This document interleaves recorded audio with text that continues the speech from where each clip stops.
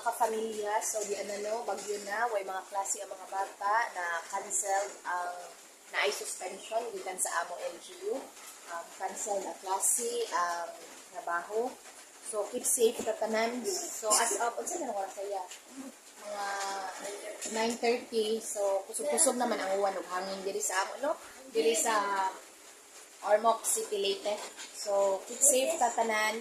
Amping mo diha ang mga kanang mga kapamilya nato diha, no, nga duol ra ganin sa dagat. So kung mahimo o kung naanay ka balhinan, maghinay-hinay na lang ta og kanang balhin kay mas maayo ng nangandam pag sa iyo kaysa mas lisod og naa na tangad to nga grabe na ang hangin mag-rescue. So tanaw na to mga kapamilya, no, ang palibot. So dampog na sayo pas buntag pero kuan na kanang nitnit na nga rin sa among palibot. So keep safe mga kapamilya.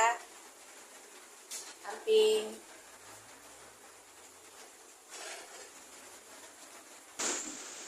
so mao na ni siya mga kapamilya, no, ang nahitabo sa gawas. Bisag sayo pa di ana na feel na gid nato ang kakusog sa hangin. Ang uwan nga nagpikakusog sad. So as much as possible kinahanglan alert lang gyud ta permanente mga kapamilya, no.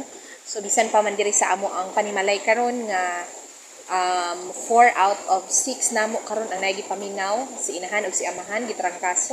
Di apoy duha ka mga bata diri sa amo nga gipang-ubusipon gilanat. So double gyud ang amo ang pagbantay, no, pero mao lagi ni as parents ato man gyud i-prioritize gyud ang safety sa mga bata. Usahay makalimot na ganing ta sa ato, no, sa ato ang gipaminaw labi na karon nga naapod tay gibantayan to mao lagi ning bagyong Tinong. Mao nang isig kuan gyud ta ani mga kapamilya, isig binantaya gyud as much as possible na naka-alert ta sa mga updates sa dagan sa panahon sa bagyo. Kung mahimo makaandam ang ato ang enough nga pagkaon, ang medicine kit o unsay mga importante nga documents, ang on the go nga bag nga if in case of need na gyud for evacuation makalarga gyud ta dayon, no.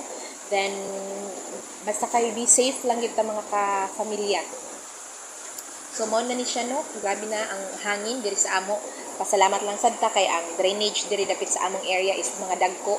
So pero dili lang pud ta magpalabi og kumpiyansa kay di ta kasabot manggod sa bagyo if unsay daan niyang kakusog or unsa makaha. Honestly mga ka-familia, makakulba gyud, no, labi na if naapatay mga sakop sa pananalay nga nagsakit nya naapay panahon nga giatiman, pero mao lagi ni dili na magpanik. So sa tanan diha